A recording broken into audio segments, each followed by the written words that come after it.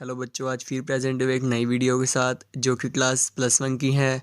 इस वीडियो में हम पढ़ेंगे percentage composition, molecular formula, empirical formula and relationship between them. तो चलिए शुरू करते हैं। सबसे पहला टॉपिक परसेंटेज कॉम्पोजिशन। इसका formula mass of element in compound upon में mass of compound multiply by 100।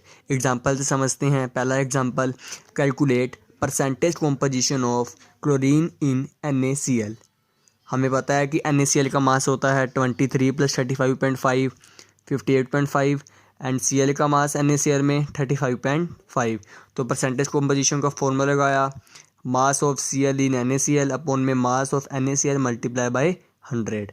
तो मास ऑफ Cl कितना था 35.5 and mass of NaCl 58.5 multiply by 100। तो हमारा परसेंटेज कॉम्पोजिशन Cl का आ गया NaCl में। दूसरा, calculate percentage composition of oxygen in H2O। अब सबसे पहले H2O का मास निकालते हैं। 2 + 16 18 और ऑक्सीजन का मास H2O में कितना है 16। तो परसेंटेज कॉम्पोजिशन का formula, mass of oxygen in H2O upon में mass of H2O multiply by 100। तो 16 अपॉन में 18 मल्टीप्लाई बाय 100। तो हमारा परसेंटेज कॉम्पोजिशन आ गया ऑक्सीजन का वाटर में। तो दूसरा पढ़ते हैं मोलिकुलर फार्मूला और एम्पेरिकल फार्मूला में डिफरेंस।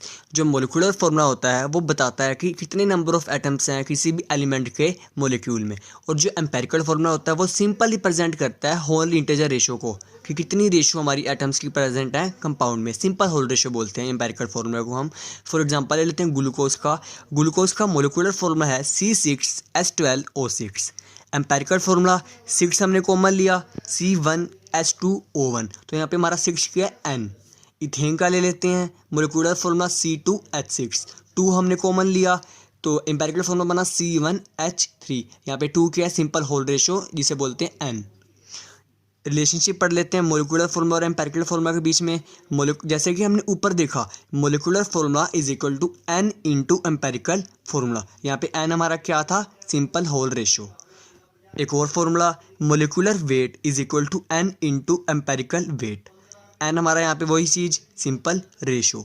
तो चलिए हम इसका एग्जांपल पढ़ लेते हैं जिसमें हमें परसेंटेज कॉम्पोजिशन दिया होगा और मोलिकुलर मास दिया है। अब हम निकालेंगे क्या एम्पेरिकल फार्मूला और मोलिकुलर फार्मूला।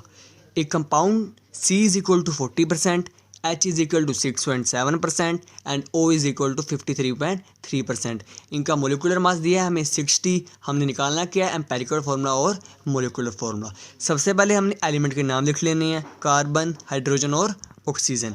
उनकी परसेंटेज कॉम्पोजिशन 40, 6.7, 53.3।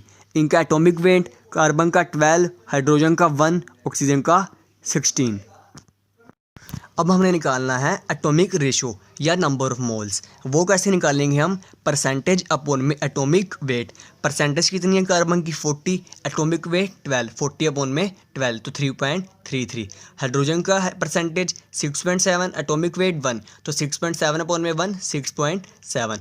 ऑक्सीजन का परसेंटेज 53.3, एटॉमिक वेट 16 तो 53.3 अपॉन में 16 इज इक्वल टू 3.33। अब हमने इसमें सबसे पहले इसमें क्या बनाना है, हमने सिंपलेस्ट रेशो में इसे हमने फॉर्म करना है। उसको बनाने के लिए इन तीनों में से जो वैल्यू है हमारी इन तीनों में से जो भी सबसे छोटा है उसको सबसे डिवाइड कर देना है हमने। तो 3.33 अपॉन में 3.33 1, 6.7 अपॉन में 3.33 2, 3.33 अपॉन में 3.33 1। तो हमारी रेशो आ गई 1:1। तो हमारा एम्पेरिकल फॉर्मूला क्या बना C1H2O1। तो हमें पता है जैसे हमने पीछे पढ़ा था molecular mass is equal to N into empirical formula mass. तो एम्पेरिकल फार्मूला मास निकाल लेते हैं हम सबसे पहले। C1H2O1 का 12 + 2 + 16 30 और हमें मोलिकुलर मास दिया हुआ है कितना है 60। तो molecular mass is equal to N into empirical formula mass. Molecular mass 60, N हमने निकालना है, एम्पेरिकल फार्मूला मास 30। तो हमारा N यहाँ पे कितना आ गया 2।